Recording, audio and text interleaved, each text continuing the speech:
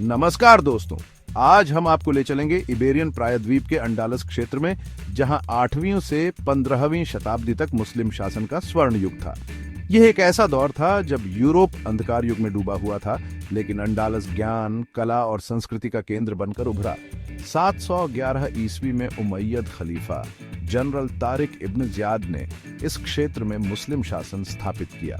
यह एक महत्वपूर्ण मोड़ साबित हुआ जिसने इतिहास की धारा ही बदल दी। कोर्डोबा तब अंडालुसिया की राजधानी और ज्ञान, कला, वास्तुकला और शिक्षा के केंद्रों में से एक बन गया। यहाँ विभिन्न संस्कृतियों और धर्मों के लोग शांति और सद्भाव से रहते थे और इस माहौल ने एक समृद्ध और जीवंत समाज को जन्म दिया।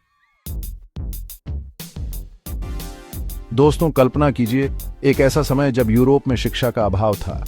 अधिकतर लोग पढ़ या लिख नहीं सकते थे, लेकिन अंडालस में ज्ञान की एक अलग ही लौ जल रही थी।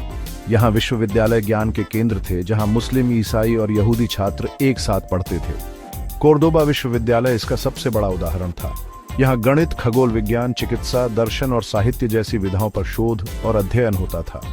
मुस्लिम विद्वानों ने प्राचीन ग्रीक और रोमन ग्रंथों का अनुवाद किया, जिससे यूरोप फिर से अपने ही खोए हुए ज्ञान से परिचित हो सका। ये ज्ञान का प्रसार ही था जिसने आगे चलकर यूरोपीय पुनर्जागरण की नींव रखी। कल्पना कीजिए, अगर अंडालस के विद्वान ये काम न करते तो शायद आज दुनिया एकदम अलग होती। तो अगली बार जब आप कोई नई खोज या आविष्कार के बारे में सुने तो याद रखिएगा कि उसका संबंध अंडालस के स्वर्ण युग से भी हो सकता है।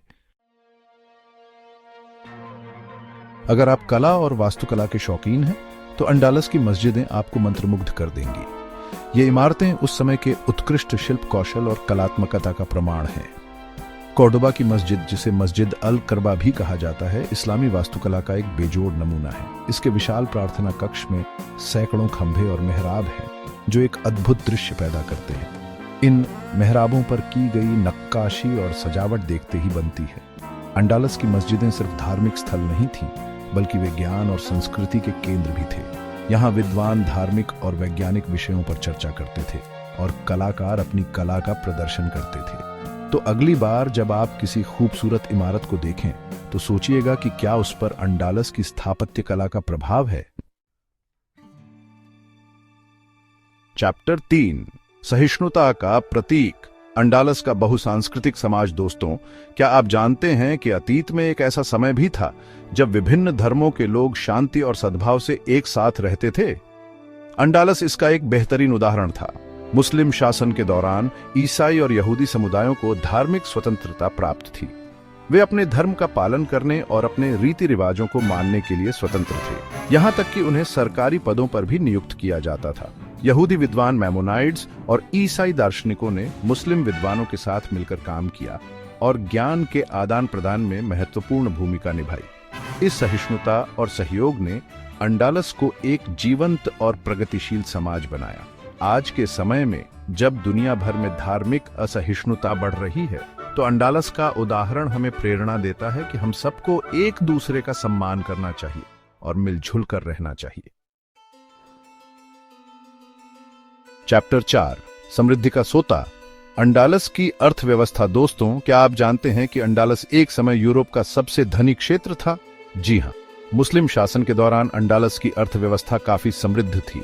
मुस्लिम शासकों ने उन्नत सिंचाई प्रणालियां शुरू की, जिससे कृषि उत्पादन में वृद्धि हुई, नई फसलों की शुरुआत की गई और व्यापार को बढ़ावा दिया गया। अंडालस के शहर जैसे कि कोर्डोबा, सेविले और ग्रेनाडा व्यापार के महत्वपूर्ण केंद्र बन गए। यहाँ से सोना, चांदी, रेशम, मसाले और अन्य कीमती सामान दुनिया के विभिन्न हिस्सों में भेजे जाते थे। इस समृद्धि का असर अंडालस के लोगों के जीवन स्तर पर भी दिखाई देता था। यहाँ शिक्षा, स्वास्थ्य सेवा और अन्य सुविधाओं का विकास हुआ। तो अगली बार जब आप किसी समृद्ध देश के बारे में सुने, तो याद रखिएगा कि कभी अंडालस भी समृद्धि का प्रतीक हुआ करता था। उत्तरो अतीत की झलक। अंडालस की विरासत। 10वीं सदी में कोर्डोबा यूरोप का सबसे समृद्ध शहर था। शहर में सैकड़ों सार्वजनिक पुस्तकालय, अस्पताल और उद्यान थे। रात में जगमगाती सड़कें कोर्डोबा में एक अलग ही भव्यता लाती थीं। यह अंडालस के स्वर्ण युग का प्रतीक था, जो सदियों तक यूरोप के लिए एक मिसाल बना रहा। 1492 में ग्रेनाडा के पतन के साथ अंडालुसिया में मुस्लिम शासन समाप्त हो गया, लेकिन यूरोप के इतिहास पर इस काल का प्रभाव अविस्मरणीय है। अंडालस ने यूरोप को ज्ञान, कला, संस्कृति और सहिष्णुता का अनमोल उपहार दिया। मुस्लिम शासनकाल का ज्ञान और संस्कृति आज भी ऐतिहासिक अभ्यास का विषय है। यह हमें याद दिलाता है कि मानव सभ्यता का विकास विभिन्न संस्कृतियों के योगदान से हुआ है। यदि आप इस पर अधिक गहन चर्चा चाहते हैं तो मैं अधिक जानकारी के साथ आपकी सहायता कर सकता हूं। सब्सक्राइब।